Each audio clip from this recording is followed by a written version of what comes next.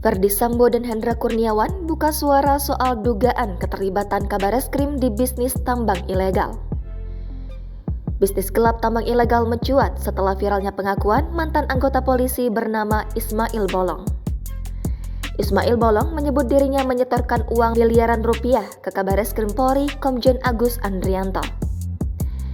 Kadif Propam Polri, Ferdy Sambo selesai menjalani persidangan kasus pembunuhan Brigadir J. Pada Selasa, 22 November kemarin menyempatkan menjawab pertanyaan awak media terkait hal itu.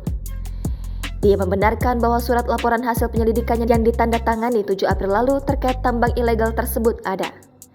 Dia meminta agar melakukan konfirmasi kepada pejabat berwenang. Mantan Karopaminal Propam Polri, Hendra Kurniawan membenarkan adanya laporan hasil penyelidikan kasus tambang batubara ilegal yang diduga melibatkan Kepala Badan Reserse Kriminal Polri, Komjen Agus Andrianto. Menurut Hendra, berdasarkan data yang diperoleh oleh LHP yang ditandatangani mantan Kepala Divisi Propam Polri, Ferdy Sambo, pada 7 April lalu ada keterlibatan Kabareskrim. Hendra ditemui saat akan sidang di Pengadilan Negeri Jakarta Selatan pada Kamis 24 November hari ini meminta awak media untuk menanyakan lebih detail kepada pejabat divisi Propam yang saat ini menangani kasus tersebut. Ia hanya membenarkan adanya LHP yang diduga melibatkan Jenderal Bintang 3 di Mabes Polri itu. Adapun isu itu mencuat usai pengakuan mantan anggota Polres Samarinda, Kalimantan Timur, Ismail Bolong, yang menyebut dirinya menyetorkan uang miliaran rupiah ke Kabareskrim Polri Komjen Agus Andrianto.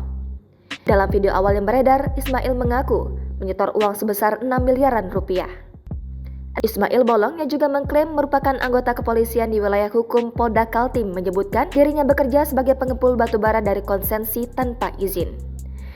Kegiatan ilegal itu disebut berada di daerah Santan Ulu, Kecamatan Mangkarayu, Marangkayu, Kutai Kartanegara, Kalimantan Timur, yang masuk wilayah hukum Polres Bontang sejak bulan Juli tahun 2020 sampai November 2021.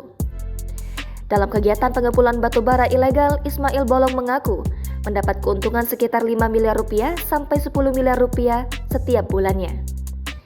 Ismail mengaku telah berkoordinasi dengan seorang perwira petinggi Polri dan telah memberikan uang sebanyak 3 kali, yaitu bulan September 2021 sebesar 2 miliar rupiah, bulan Oktober sebesar 2 miliar rupiah, dan November 2021 sebesar 2 miliar rupiah.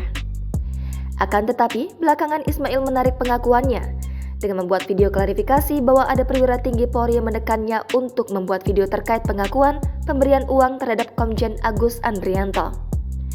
Dalam video klarifikasinya, Ismail mengaku tidak pernah memberikan uang apapun ke Kabareskrim.